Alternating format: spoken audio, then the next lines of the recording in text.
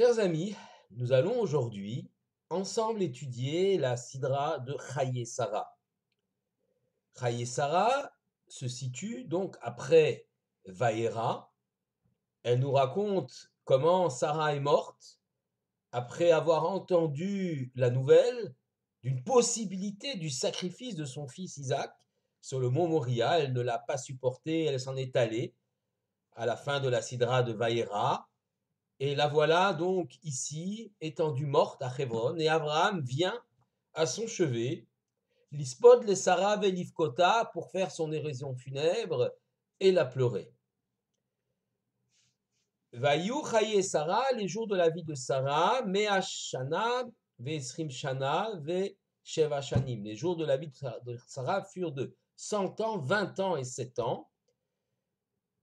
Effectivement, cette façon de présenter son âge vénérable de 127 ans est assez particulière, 100 ans, 20 ans et 7 ans. Rachid nous explique que cela veut dire qu'à 100 ans, elle était comme à 20 ans, sans faute, et à 20 ans, comme à 7 ans, aussi belle donc qu'une petite fille de 7 ans. Mais je voudrais réfléchir avec vous sur la suite, c'est-à-dire la volonté d'Abraham d'acquérir une sépulture, un tombeau pour son épouse Sarah, et il va essayer d'acquérir la grotte de Marpella, Meharata Marpella, où sont déjà ensevelis Adam et Chava. Pour cela, il s'adresse aux fils de Chet, les habitants de Hebron, de cette région. Vayakom Avraham, me'al penemeto, vayedaber el benechet les morts. Abraham s'est levé de devant son défunt et s'est adressé aux fils de Chet, aux habitants, en leur disant: Tenuli achuzat kever imachem, donnez-moi une propriété de sépulture parmi vous, ve'ekbera meti milefanai, et j'enterrerai mon mort devant moi. Le Midrash Rabbah rapporte à propos de ce dialogue entre Abraham et les fils de Chet. Il dit: Amar Rabbi Eleazar, Kama diot mishtapechot, Kama kulmusim mishtaberim, combien d'encre a été versée, combien de plumes ont été brisées, que Delirtov, afin d'écrire Benechet, le fils de Chet. Asara Pamim, 10 fois actif, c'est écrit dans le verset Benechet, Benechet. À 10 reprises, effectivement, sont inscrits les mots fils de Chet, fils de Chet, fils de Chet. Asera, Keneget, Aseret, Adibrot. 10 fois, on a écrit le mot Benechet par rapport aux 10 commandements. Le Lamedcha, pour t'enseigner, dit le Midrash, Kol mi sheu mevarer mekacho shatzadik, tout celui qui aide à l'acquisition ou à l'achat d'un tzaddik, c'est-à-dire un tzaddik va acheter quelque chose et on va l'aider pour cela, qui ilou mekayem aseret adibrot, c'est comme si il accomplissait les 10 commandements.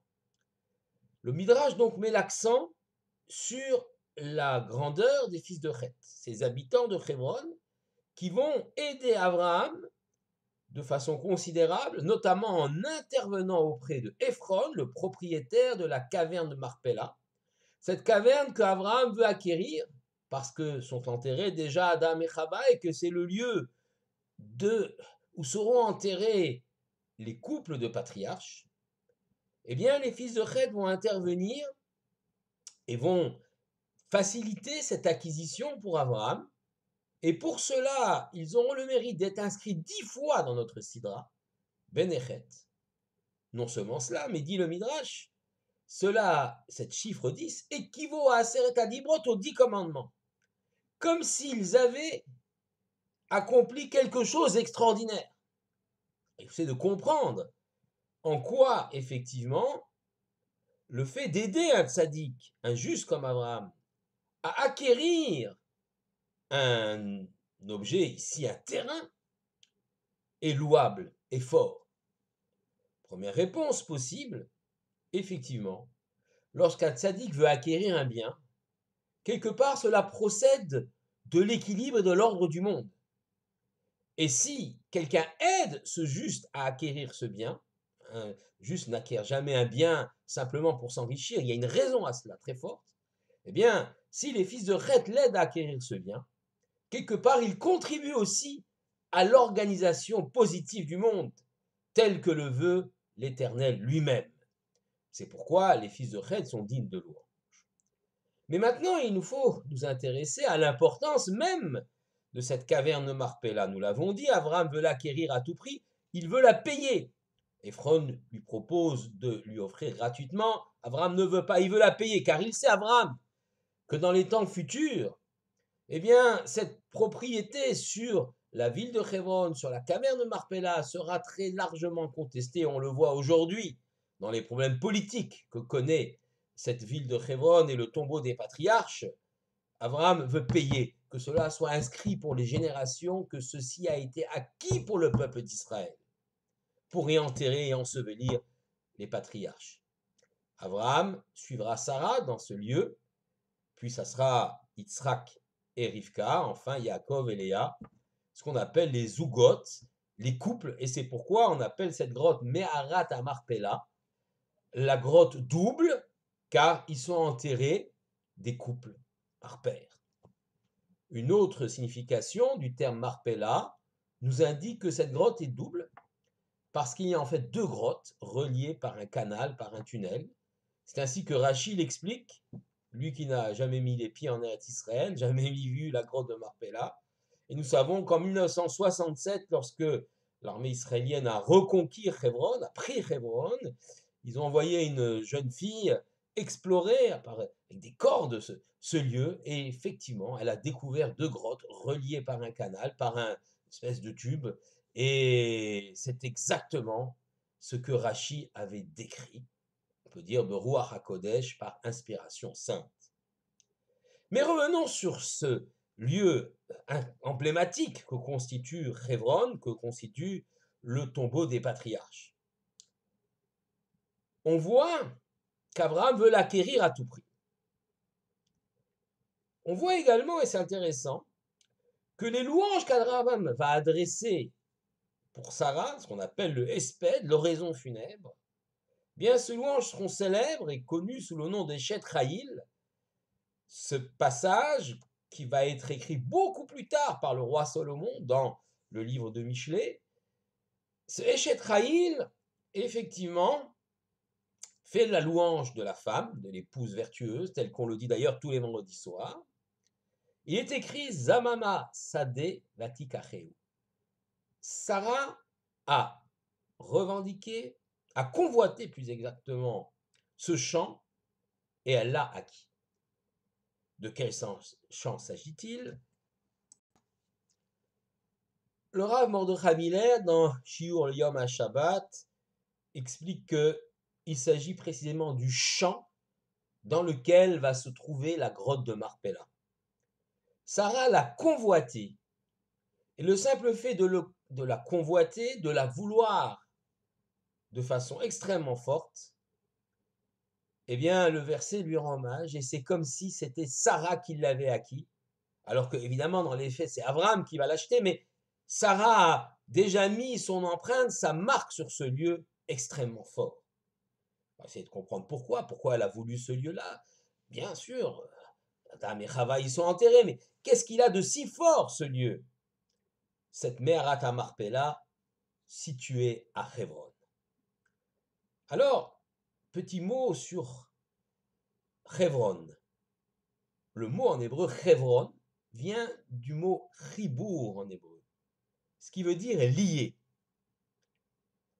Hebron, et plus particulièrement la grotte de Marpella, le tombeau des patriarches, est un lieu de liaison, un pétard comme on dit en hébreu, une porte. Pour illustrer cela, il faut savoir par exemple que le Shabbat, on ne peut pas porter dans le domaine public, mais on peut porter dans sa maison, domaine privé. Si j'ai une porte à ma maison, et après cette porte, il y a un seuil avec peut-être quelques marches d'escalier pour ensuite aller dans la rue dans le domaine public. Il faut savoir que ce seuil a un double statut. Si la porte est ouverte, ce seuil aura le même statut que l'intérieur de la maison. Ça sera un domaine privé. Je pourrais y transporter des objets. Mais si la porte de la maison est fermée et le seuil qui se situe après, va alors appartenir au domaine public. je ne pourrai pas y transporter des objets. Ce seuil, eh bien, quelque part, a un double statut. Il réalise le lien entre le domaine privé et le domaine public. Eh bien, la grotte de Marpella, le tombeau des patriarches, est un lieu extraordinaire. C'est un pétard, c'est une porte ouverte entre ce monde-ci, le monde matériel dans lequel nous sommes, et le Gan Eden, le monde spirituel. C'est un seuil, c'est un lieu de passage, c'est un lieu de chibour, de lien, chevron, entre Shamaïm, le ciel, et Aretz, la terre. On comprend alors pourquoi ce lieu est si fort et pourquoi Sarah l'a convoité. Car effectivement, Sarah a réalisé toute sa vie cette vocation qui est demandée à tout juif, mais particulièrement aux femmes juives, de réaliser le lien entre Shamaim Vaaretz, entre spiritualité et matérialité. Il écrit dans les Teilim, à Shamaim, Shamaim, Lachem, Vaaretz, Natan, Nivne Adam. Le ciel appartient à l'Éternel et la terre a été donnée à l'homme. Comme s'il y avait deux domaines, comme le domaine public, le domaine privé de mon seuil, comme je vous l'expliquais, mais ici le domaine de Dieu, le domaine de l'homme, le domaine spirituel, le domaine matériel. Deux réchouillottes, deux domaines nifradot totalement séparés. En vérité, il n'en est rien. Certes, il y a deux domaines, le spirituel et le matériel. Mais tout le travail de l'homme est d'essayer d'établir un lien, un pont entre domaine spirituel et matériel. Ce qui est entre ciel et terre, ce qui est concrétisé par la grotte de Marpella, par ce seuil que constitue la grotte de Marpella, ce lien entre Shamaïm Vaaretz, ciel et terre, mais ce qui est aussi réalisé par l'homme de son vivant. En effet, à chaque fois qu'un homme fait une mitzvah, fait un commandement divin, à chaque fois qu'un homme ouvre un livre de Torah, quel qu'il soit, Torah, Talmud, Mara, commentateur, il est en train de lier le monde matériel dans lequel il vit. Nous sommes tous des humains, nous avons besoin de boire, de manger, de vivre, mais on relie cet élément matériel dans lequel nous vivons au monde spirituel et on se grandit et on s'élève. C'est un chibour, un lien entre gashmiout, comme on dit, matérialité, et ruchaniout, spiritualité. Le fait donc de s'élever, de se grandir, en liant ciel et terre, telle est la vocation du Ham Israël, la vocation du peuple juif. Et le rôle de Sarah, représentant en cela toutes les femmes, est essentiel, car la femme juive, plus que l'homme d'ailleurs, est capable de lier le matériel au spirituel.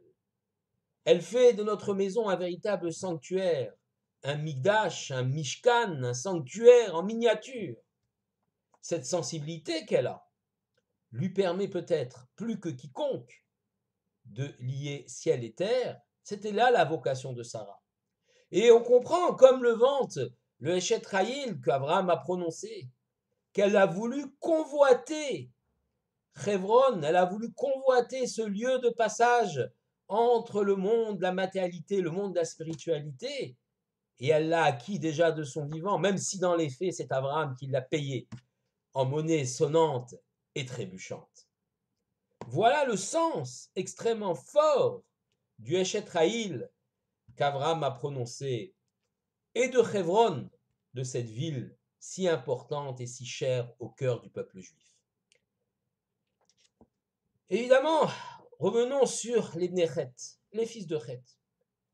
En intervenant pour qu'Abraham puisse acquérir la grotte de Marpella, ils ont également contribué à ce lien entre le monde matériel et le monde spirituel. Et effectivement, ils ont un mérite immense, comme celui de l'accomplissement des 10 commandements. Les 10 commandements, Aseret Adibrot, correspondent aux Asara Mamaot, aux 10 paroles avec lesquelles le monde a été créé. Accomplir les 10 commandements, c'est accomplir le projet divin. C'est faire en sorte que l'homme ne vive pas tel un animal, ne cherchant qu'à se nourrir, à se reproduire, à se battre, mais essaye de grandir et de s'élever, d'essaye d'entendre la force et la voix de son âme spirituelle pour se grandir, faire grandir les gens autour de lui et finalement construire un monde meilleur. On comprend alors pourquoi Hebron a toujours été et est toujours pour le peuple juif un lieu emblématique. Le Kotel à Jérusalem, le vestige du temple de Jérusalem, est pour nous essentiel. Et Yerushalayim est dans le cœur de chaque juif un lieu fort, porteur d'une richesse extraordinaire. Et il est important d'ailleurs que Jérusalem reste la capitale éternelle de l'État d'Israël, État du peuple juif. Mais Hebron aussi a son importance. C'est le lieu du lien entre le monde des hommes, le monde matériel avec tous ses défauts, et le monde spirituel, le lieu par lequel l'homme peut se grandir, l'homme peut attacher à sa vie terrestre les valeurs spirituelles, les valeurs dites célestes. Et c'est pourquoi Hebron est tout au moins aussi importante dans l'héritage du peuple juif que l'est Jérusalem. Hebron, d'ailleurs comme Jérusalem, sont des lieux de conflit. Et c'est extrêmement regrettable.